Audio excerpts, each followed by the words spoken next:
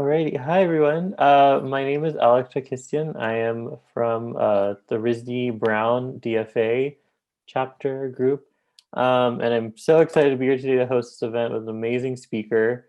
So, just a little bit of background about the Spark series. It is a responsive space to process and think publicly about the questions influencing how we move through and work within our communities. I'm really excited to be here again. My name is Alex. I put under he, him. I encourage you all in the chat to introduce yourself as we get started. And I'd like to introduce our speaker, Elisa. Want to take it away? Absolutely. Hi, everyone. I just love that. Can we just go back to I want to coin it, the red carpet of design right here. That's amazing. Thank you so much. I was just saying when we got on earlier that I feel like, I don't know how many of you saw Aladdin, the Disney movie with the genie, incredible late Robin Williams, who gets out there and is basically like, I'm the friend you never knew you needed. Like, I feel like that has been my role in design for the last 20 years, like trying to help talk about the strategic value of design, trying to talk about design as a set of leadership practices that are not just nice to have, but are really critical to anyone that has a desire to solve complex challenges. So I'm absolutely thrilled to be here. I'm an author. I'm an educator. I'm currently a designer in residence at the Stanford D School, and we're going to talk a little bit about a project that I incubated about 18 months ago called Vote by Design, which was really trying to apply design practices to help engage more young voters in the process, really at every step in the way, using disciplines of design research, design practices to bring it to life. So we'll talk more about that, Alex, but I don't know if there are any other opening announcements or anything that needs to be done before we get into the juicy part of today. Yes, so I just want to introduce our amazing speaker. But yeah, just some announcements and just some like Zoom norms and stuff to be aware of. So the Spark series that we have, the next up will be Tom Valentine and the YMCA Young Changemakers, and they're going to be talking about how resilient communities depend upon empowering youth people. And if you are interested in DFA and continuing this conversation, there's a newsletter you can sign up for. There's a Slack page. So great ways to stay connected. Personally, I just joined DFA this past fall, and I've already met tons of people. These resources have been major help to me. So just some Zoom norms to be aware of. We do have closed captioning. And if you can, we encourage you to turn on your video so you can see your beautiful Wednesday faces, because what better day to show your face on a Wednesday. And feel free to use the chat to just suggest any resources, or if you have any questions that we can ask during Lee's presentation. If you don't feel comfortable having a question publicly, feel free to message me privately, and I can go ahead and ask that too. And just so everyone's aware, this is being recorded, just so see this again in the future. So I will pass it back to Lisa to get the red carpet of design started. Amazing. Wait, hold on. I gotta hop on Glory's note here. Wait, there are shirts? There's DFA shirts? What? Oh my gosh. All right. All right, Alex Alden, we're going to talk about that later. I definitely take currency in shirts. Thank you so much. Just building on that, I really love what you're doing. And I shared in the chat, please, share questions, share thoughts. Let's use this as a learning laboratory. And I love that this is a series where you can come back together, get inspiration. And I'm going to share, as I mentioned, some work I've been doing around voting, but I'm doing a lot of work around futures thinking, around building futures literacies as part of our education process starting in K-12 this year. We're just about coming up a year of a pandemic. Couldn't be more grateful to be in the design world. Would love to hear how you're feeling about that. So, yes, we have some things to cover, but let's make it open. We're intimate enough. So let's see where the conversation takes us. Okay, I'm going to share my screen here, that moment of great tech hope, and just, present a few opening slides for this Vote by Design project. And I, again, want to suggest that this is an opening to the work. In many ways, I am an accidental civic designer. Although I got a government degree about 30 years ago, my goodness, it's been a long time. I don't come to this with a big civics torch. I came to it really as a designer. So I'm going to tell you about the process, and we can talk through any questions you have about it. I teach at the Stanford D School, as I mentioned. I hope you all get a chance to come and visit us when we start traveling again. We very much live and breathe the ethos of design, where we learn by doing. We started about 15 years ago, founded by David Kelly, also the founder of IDEO, has been a product design professor at Stanford within the School of Engineering for many years, and just had this opportunity through his relationships and through the reputation of his work to create what we now call the D School. It's technically the Hasso-Plattner Institute of Design. It's a bit of a misnomer to call it a school. We are not a degree granting program. We really sit as a creative institute within Stanford. Our first focus was offering classes to Stanford students enrolled in any part of the institution, undergrad or then one of the many graduate degrees, to really help fuel their creative confidence, to understand design as a set of practices that would give them not only the awareness, but the willingness to enter in what we all know to be a messy process called design, and to really think of these skills as teachable and learnable, which has definitely been a big, big passion of mine. I kind of fell into design, gosh, early on. I mean, literally as a kid, when I was obsessed with restaurants and what happened in restaurants. My grandfather was a restaurateur. And as a kid, I can't believe I'm just admitting this openly, Alex. Look at this. This is what happens on the red carpet of design. But like, I literally used to collect, I was 10 years old, architecture books about restaurant and retail design. Can you believe it? And I would just study them. Like, why did they make these choices? And I was obsessed. I moved that on to experiential designs, completely obsessed with Walt Disney and what happened there. And then just really became a self-taught designer in a lot of ways to think about experience design. And about 10 years ago, I made the shift from being an advisor, where I was working on strategy, design strategy, and scenario planning, thinking about the future, to educating. And I started working at the California College of Arts in their MBA in design strategy, and more recently at Stanford. So happy to talk about any of that. I just thought it might be an interesting background and segue. And being at the D School has just been the greatest gift, particularly in this last year, where we feel a lot of urgency to support people empathetically who find themselves in situations that don't have known answers. And I think that's, again, one of the best applications of design. What are we doing at the Stanford D School? I just want to share this briefly as context for this project Vote by Design, because you'll see a lot of these practices built into what started off as an experimental pop-up class, which has really turned into an open source digital curriculum that has now reached thousands of educators, tens of thousands of students, and hundreds of organizations.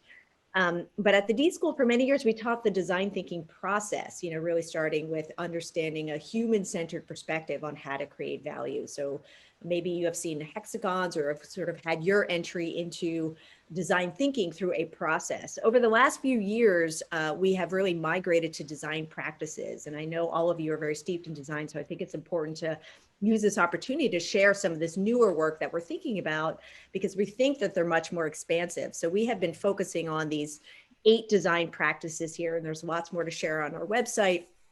But we really believe these are meta skills, and they permeate across all of our classes and programs in different ways. So this idea of navigating ambiguity, learning from others, people, and context. So again, you see like skills of observation and empathy and questioning, experimented rapidly. So using that as a mode of learning, synthesizing information, learning how to take different kinds of information and find insights and interesting threads to pursue. Building and crafting intentionally. So how do we think about our materials? How do we think about our craft? Communicating deliberately. So how do we think about how we are communicating, what medium, what form? Moving between concrete and abstract. My goodness, this is a design superpower on steroids. I mean, this is what I think designers do best, right? Take lots of different things, take meta things, and really communicate them in ways that others can get. And designing our design space. So this idea that we also need to be thoughtful about the environments that we work in, about what brings out the best in ourselves and others. How do we create spaces that are inclusive, that feel welcoming? So all of these are, I believe, and the D School believes, teachable and learnable. And I think that is one of the greatest sources of agency and hope. And again, why I'm so excited and feel so much urgency on offering this to as many learners and leaders as possible, not just at the executive board, but increasingly down to K-12 lab. I mean, I often will talk to a group of leaders, for example, and I'll say, how many people here have taken a class on ambiguity? Anyone? And for a long time, I've been advocating that an MBA program, which is still the #1 graduate degree program that leaders go in order to get, feel like they can advance to be at the strategic table. But just think about it, mastering business administration. Like, what are we administering? Isn't AI doing that? Like, we need to be mastering business ambiguity, which is, again, I think at the heart of what designers do. Okay, more background. Let me tell you about Vote by Design, because I know we're interested in how design can build resilient communities. This was just one approach. And this really came from a hunch. This came from a hunch of really looking at the 2016 election, looking at some of the external trends as a scenario planner. This is what I do. I'm always kind of looking at the contextual intelligence. And I kept noticing this interesting narrative about, like, young people are apathetic. Young people are apathetic. Why don't they vote? Why don't they vote? Why don't they vote? And the designer in me said, are they apathetic? Maybe they've just never really been invited to think about themselves as voters. Maybe, this cycle that we are on, that really at the time was like still scarring from 2016 about, oh my gosh, how did we get it so wrong? How did people not come out? Don't young people know that they need to voice their opinion? And noticing, my very, very first job, by the way, was on a political campaign. So this was, I think, near and dear to me, how broken the system was. But noticing as we got closer to elections, we just got louder at screaming at young people and making them feel guilty that they should do something that they didn't really understand. And the closer we got to elections, the louder the voices got, the more famous the voices got. Meanwhile, we're raising millions, tens, hundreds, I think now billions of dollars that we're basically lighting a match to it, like not advancing our political discourse, not actually advancing community engagement in meaningful ways. And my design spider sense was like, that's like a design problem. Like, so the really hypothesis, like, what if it's not an apathy problem? Maybe it's a design problem. Maybe they don't feel like they have agency. We tell them to vote, young people, but we don't teach them how to think of themselves as voters, this idea of a mindset shift. So I was like, what could we offer? So I thought, rather than the spirit of show, don't tell, I'd get to the punchline of what Vote by Design did, at least one artifact that came out, and we can unpack it a little bit more. So this is a video of young voters that participated in what became really a 60 to 90 minute digital experience. And I'm excited for you to see their responses.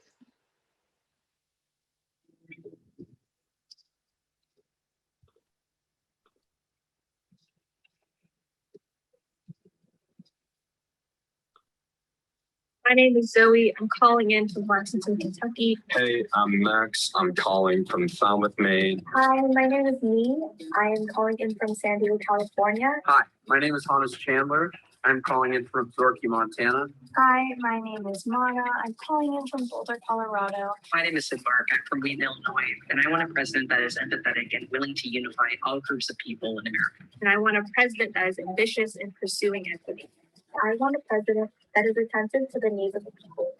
And I want a president that is empathetic, analytical. And I want a president that is representative of the people.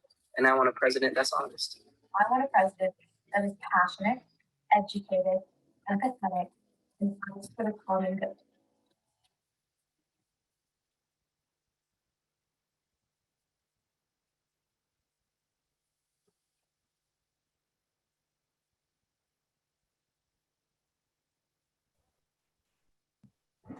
So I love that encapsulation, because the big design choice that we made, the framing was to get out of this divisive mode of, are you a this person or that person? Are you a Bernie person or are you a Warren person? Are you a Trump person or are you a Rubio person? And instead reframe and say, hey, what do you actually want in a president? What are you looking for? What is the job of a president? Do we understand who historically has done that job well? So to really build our internal understanding, we might call that building our point of view or our design criteria.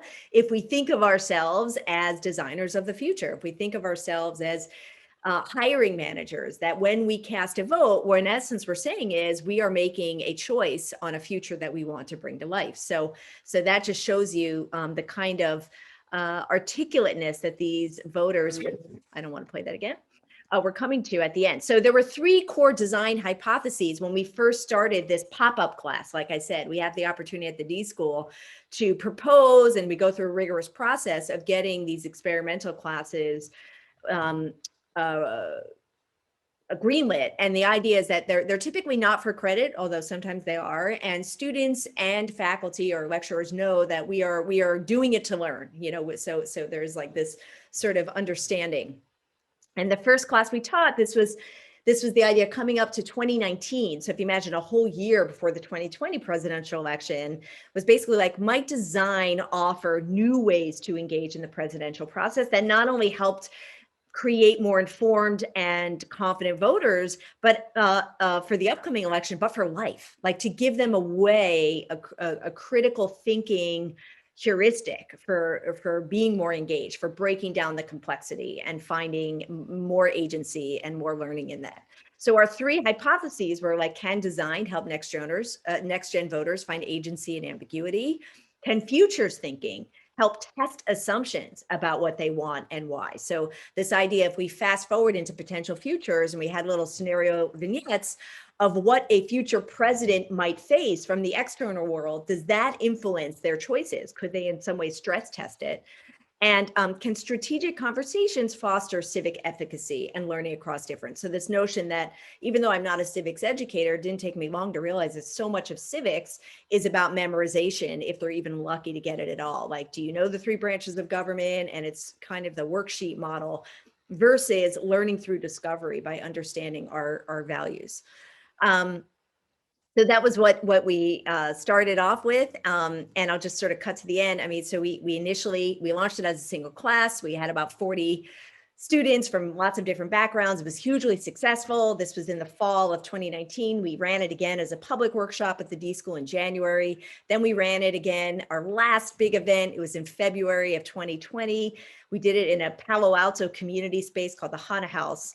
And we had 120 people there, and we were on track to bring it to South by Southwest and to bring it into classrooms, like with our worksheets, be the most beautiful worksheets you can imagine, a facilitation guide, whatever.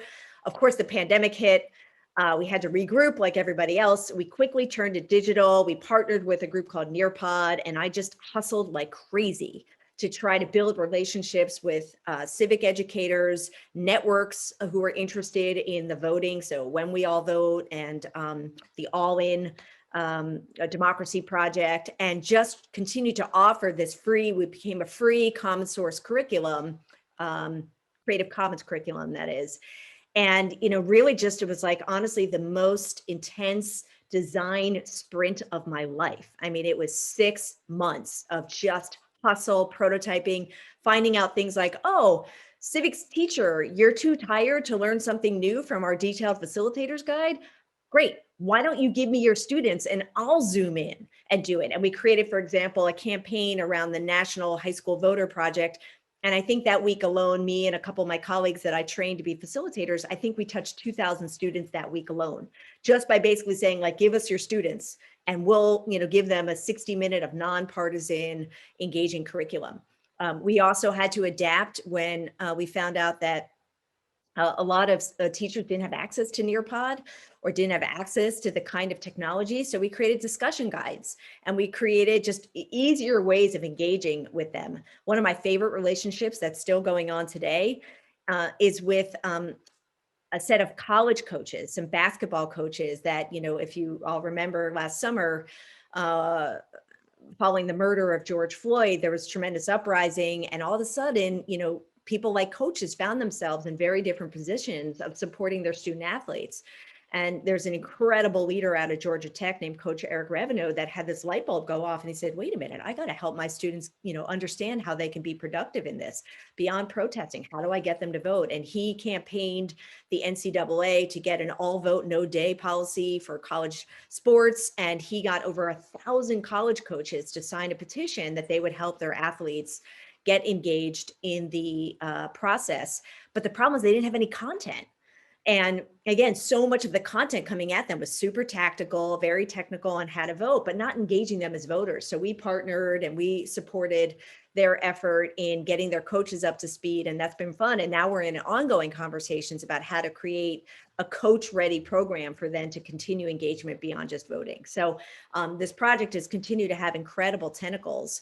beyond just what it is. We did something with the Commonwealth Club. We also recruited students from around the country, from all different backgrounds, all different ideologies, to bring them together to actually experience it together. And I mean, just the impact was just extraordinary about, what they learned.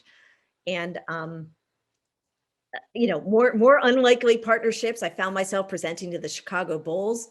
That was an unexpected outcome of this, and super, very cool. And again, just exciting to kind of ride the momentum, and at every step use my design skills to say, hey, what do they need from us? How can we be most helpful? Here's just a sample of what kept us going. I mean, at every step we're like, should we keep going? And then we would run it, and we would get things like this kind of feedback from students in a relatively short amount of time. I used to think ... and now I think, right? I used to think that I was free of bias when it came to being critical of presidents. Now I think I'm very critical, but that's okay. So lots and lots of different sort of like moments where like, wait, this is the currency that matters. We have to keep going. So I'll pause there. There's a lot I could unpack. Awesome. Thank you so much for all of that. That's wow. So I just wanted to, so we're getting some questions in the chat, but I just wanted to start one off and stuff, and just, from your experience that you talked about with Vote by Design and your work at the Stanford D School, what have you noticed in your experience of, what are the best practices in social impact design that you've seen? And is there anything that you would say maybe to a DFA student like me that's just getting started with this kind of work, or anyone in the field, anything to avoid? Nice little easy question there, Alex. Yeah. Well, first of all, if you all don't know about the Stanford Social Innovation Review and their work, that's a great place. They produce articles all the time. And even at Stanford, we have a fabulous, at the D School, program specifically around social impact called Designing for Social Systems. And they have public workshops, and they just, they write up case studies. So that's a great place to start to try to understand really even how the field is evolving. And I think it is evolving, and I think it is becoming even more emergent in a good way, inclusive in a good way. I mean, I think like as many of us were, as design was scaling as an approach, I think unintentionally people got hooked that there was a process that would solve. And I just think that's the wrong approach. I think that there are intentions and practices that help discover and illuminate. And that's very, very different. And I think that's where we're heading. And so I'm really excited about, how the field of design is expanding in new ways. I just have been reading a fabulous book called Design Justice, for example, which is another out of MIT. I'll get you the link in a second. And, so I just am very excited about democratizing practices of design that allow us to create value with communities by empowering the communities and not solving for the communities. Great. Yeah. Yeah.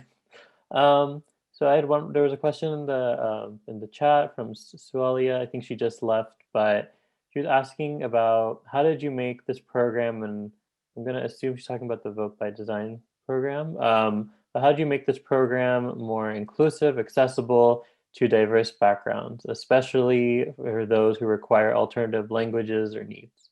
Yeah, it's a great question. And I'll start off with a learning about what I wish we had done. I wish from the beginning we translated it into different languages. We did not, especially Spanish and some other languages that I know are not often, don't get the benefit of some of this programming. We did it on shoestring and a budget. That's no excuse, shoestring and bubble gum. Like, we didn't have it. Like, you're kind of looking at the team. I mean, the team was just like, so every day was like a set of choices about how to scale it. So it was really like I said, one of the most intense design sprints of my life. So we learned a ton.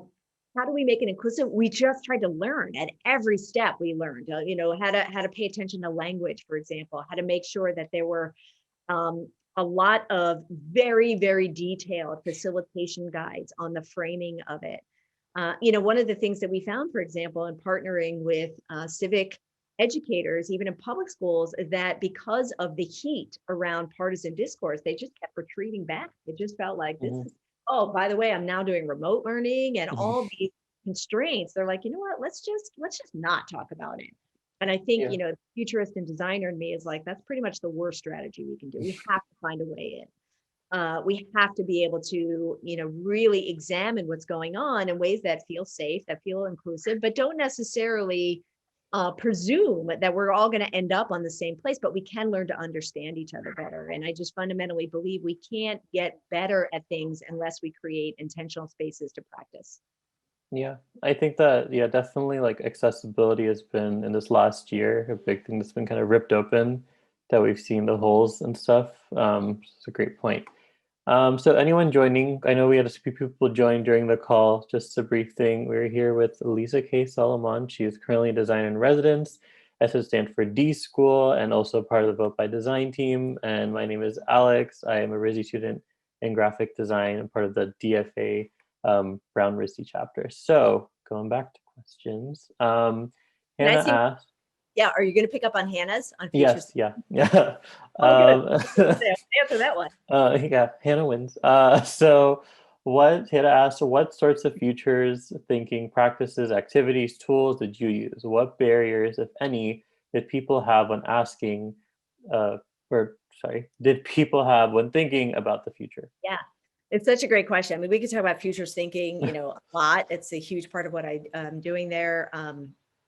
But we wanted to make experiential futures. We really wanted to get people into it. We didn't want to be so heavy. That the whole thing in this program was really design and futures thinking through a Trojan horse. Like we never said like, we are going to teach you design practices. You know, we just said like, hey, we are here. You know, even we'll get to your question, Hannah, but like it was this moment where I went in one of the first classrooms I taught with 18-year-olds. And I was lucky enough to meet with seniors who were going to be voting for the first time. And I said to them, raise your hands if you're voting for the first time. And, you know, all of them raise their hand. I was like, oh, what a milestone. And honestly, it was like the first time anybody really, you know, we as designers look for feedback loops. That's a feedback loop. How cool. Somebody's noticing that you're about to hit this rite of passage that goes like totally assumed that you're going to know what to do. And so even that you can almost be like, yeah, we are. Yeah, we are. And so we could talk about that as sort of a, you know, scalable mechanism for, you know, how we think differently about really honoring, you know, the on-ramp, this notion of like growing voters, not episodically, but really building their capacities. But back to the futures thinking. So we have this moment, Hannah. So the way that the program ran was like, first we sort of said like, hey, let's just check in with your, you know, where you're sitting right now. Like, thinking about the president and how much clarity do you have about it? Like, let's not assume that you know what the president does. Like, you know, I could give a talk right now to like, I don't really know, you know, because we were just trying to like level set that it was cool if you didn't know. Totally cool. So we spent some time with like assumption gathering about what they thought, how they tend to vote, policy or person. Then we spent some time really identifying like, what is the job to be done? Like, you know, hey, from your words, what's the job of the president? So interesting, all over the place. From like the job is like to be like a symbolic leader of the US to the job like very technical. No, the job is to veto or sign a, you know, a bill into law. And, you know, again, the idea is we're just like scaffolding along the way, this feeling like, oh, and then we would sort of insert. So once we did that, then we said, hey, look, there's a job description. It's in the Constitution. Here are the 7 things. So again, Trojan horsing, you know, their understanding. Then we gave them sheets to identify what they cared about. We had some discussion time. And then they got a chance to collaborate and kind of like design the ideal president if they could, right? So the idea was to not get to the right place, but to really give them an opportunity like, wow, I want empathy. Alex, you want decisive. Can you tell me why decisive is important to you? And, you know, I could tell you why empathy is important to me. So we got to this composite president. And then, Hannah, here's a question. We said, okay, let's fast forward the future. And I'll share my screen again because it's much more dramatic that way. And then we said, hey, congratulations, you've been elected. That president you just designed with all those skills that you had and capacities that you negotiated on, like, here you are, welcome to the Oval Office. And then we just kind of walked them through what might happen here. We said, okay, well, guess what? You just got tapped on the shoulder that a crisis has emerged that requires your presidential attention. And we had a number of scenario vignettes. We initially had about 7. Literally all of them came true, including, by the way, a global pandemic. So one of the scenarios we wrote in the summer of 2019 was a global pandemic of a flu-like virus that originated in China and took down the global economy. I kid you not. So there are a number of people that are telling me to never write scenarios again, which I understand. So anyway, so this is what it looked like. And we tried to make it cool. You know, when we first did in person, we like gave them an envelope and a confidential. And so we basically said, okay, here's the situation. They were all based on skeptical fiction. I mean, they were all based on things happening today. So here's the environmental disaster one. And we gave enough detail that it would feel real and visceral. We had one around hacking. We had one around water supplies. If we find out that like, you know, LA or San Francisco has compromised water supply, you know, like, you know, we just saw in Texas and of course have been seeing in across Michigan for years. So heartbreaking. And then we basically said, okay, well, now you're the president and you have to make a speech embodying the leadership qualities that you identified you care about. You now have to address the American people. And we would give them like a half hour or something, and then we would have to nominate someone and they would get up there. So initially it was in person, but like then over Zoom, we had to do it where we had a press secretary where they would kind of read, you know, the overview and then the president. And it was unbelievable what came out. I mean, I think it blew them away, my fellow Americans. And I just think like when you experience the future that way, it's a very, very different aspect than like, well, I think a president should, and no, they should. No, you are the president. You are the president. Alex, you got, and when they came up, you know, again, we had signage and we pressed the, dun, dun, dun, dun, dun, you know, so they got up there and I think it made everybody pay attention a whole lot more. It made them understand how nuanced the position was. It made them understand that maybe the thing that they valued was not exactly what they should be valued. Like, so yes, they wanted an empathetic president, but they also wanted a president that built relationships to bring in the kinds of parties. And again, it wasn't to prescribe any one thing. It was to make them more aware, to open up their peripheral vision about the kind of input they could get in order to be informed and savvy voters. Yeah, I did actually, that reminded me, there's a small like situation room experience. I don't know if you heard of it. It's in, I'm from California, so we did it once at like the Ronald Reagan Center. Very Yes, similar to what you're talking about, but yeah, that's really interesting, like design view of that. So a question from Jesse, very important question because fundraising is always important. He said, what kind of fundraising did you do, and was the budget defined up front or built while the project was in motion? And Hannah added to that, just kind of asking, how do you find the funders and the partners? Yeah. Yeah, what a great question. So easy question, this one. We did no fundraising, zero, which kind of made it like a lot of it was done on my own social capital and grit. I mean, so, and there's a number of reasons I'll say about that. One is this incubated out of the D School. And so the D School doesn't really scale programs. So it wasn't like we were going to go after funders to scale this program. And we didn't know it was going to be, you know, this big. And so we intentionally had a decision to say, okay, look, you know, we're going to make sure all the materials are available with the spirit of intent of what was created, Creative Commons at the D School. And then we created a separate site and just tried to use people's energy for wanting to support a better election cycle, election season to support. So we ended up having, for example, a partner page of, you know, many dozens of partners, no contract signed. I mean, no, it was just like, it was like, hey, look, you know, we're excited to bring our program to your organization. We'd love to get the benefit of your support by putting your logo on our site so that next time we want to make a pitch to another one, we're looking more and more credible. So I would say the fundraising was not done in dollars. It was done in reputational currency, not a sustainable choice. I mean, I want to say like we very much made that decision intentionally because we had such a limited runway there 2020. And I just personally decided I didn't want to spend my cycles creating a separate 501c3 and figuring out how to make that a separate entity, because I knew that it had a short shelf life from the standpoint of like, you know, people hours, and that what we really wanted to do was create something that would have, you know, lasting sustainability because of the partners that we created. Yeah, funding is always important, but yeah, that's some great advice. So we have a question from Jessica asking for what advice you would give to recent undergraduates looking to enter the service design or social impact design space. And Sarah added, also just current design professionals get into the social impact design space. So how do you crack into the space? Yep. Yeah, we were talking about this ahead of time. I mean, Mhm. I, on the one hand, I just like see so many opportunities for designers to get involved in interesting projects. And it's like such an exciting time and an important time to be a designer. So I am so excited about all of your careers and contributions ahead. And I will say the field has not yet evolved to have like the same kind of structure of recruiting that, let's say, if you were an accountant, or if you were like something that was more well defined and had more of a trajectory.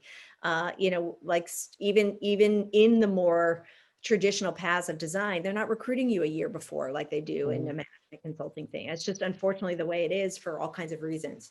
So,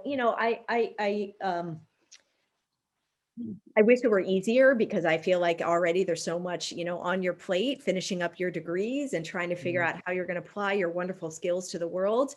And I just wish that like, there were more people naturally being like, come with us, because I think you're that valuable. So I think that like you can do kind of a both and approach about like finding if there are some natural sites that you can go to. And we were talking about a few before that, post design jobs, just to be aware of it. But the real opportunity, I think, is to find stuff that you're excited about and try to reach out to them, try to get involved, build a relationship with them. I can't tell you how much value I have gotten from a cold email from celebrated authors who said yes to blurbing my book, to I just got off the phone this morning with some global leaders in the futures literacy space because I wrote both a LinkedIn and an email that just said, oh my gosh, thank you so much for what you did. Here's what I'm doing. Could we get on the phone? So learning how to do targeted relational based networking, I think, is the greatest strategy. And to not be sort of dissuaded or put off by the fact that your dream job is not exactly waiting for you at that moment. Yep. Your job is to get a foot in. Your job is to build a relationship because they probably don't even know what they're hiring. So if you're excited about an organization or you're excited about a field, first try to get involved in it in some way and then figure out, okay, well, how could I parlay that into my job? Because, there are new markets and fields opening up all the time related to design. Like, I don't know how many of you all know, but they're just finishing up a climate design party that's been going on for 2 weeks. Now, 3 years ago, climate design was not even a thing, but a number of designers said, you know what, we got to put our stake in here. And now they're getting traction, and then they have chapters around the country, and they're starting to like build awareness within the large organizations that they need climate designers on their staff. That is so cool. So I think that the greatest calling card is being a student. Hey, I'm a student. I'm so excited to learn more about this. Will you get on the phone with me to do an informational interview? And that relationship can, really cascade to magical things. Yeah, I just want to quickly add personally, before I transferred to RISD, I went to a community college in Pasadena, California. It's where the Rose Bowl is, just help people understand where it is geographically. But during the 2018 midterm election, that's, midterms are a lot less sexier than presidential elections usually, people. And myself and another student, we were part of the student advocacy group, and it was like a Democratic national headquarters. It was like right across the street from our community college, and we just went in just saying, hey, we want to, get as many students registered as possible before this. And they had so many resources. So I agree, just as a student, like there's so much power I feel like you have because they will look at you totally differently. Yeah, in a good way. So much. And I would say like people often make the mistake of like going in like, hey, can you do this for me versus, hey, how can I help you?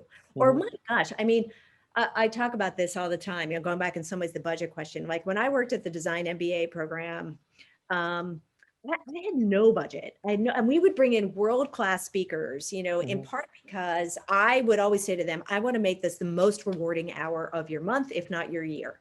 So I would, like really the whole experience of them was like super well designed. And then on the back end, I would sort of say thank you. And I would not only send them feedback that the students say, but often a lot of our reflections were visual. I would send them visuals of what the students did inspired by their work. Let me tell you what emails they remember.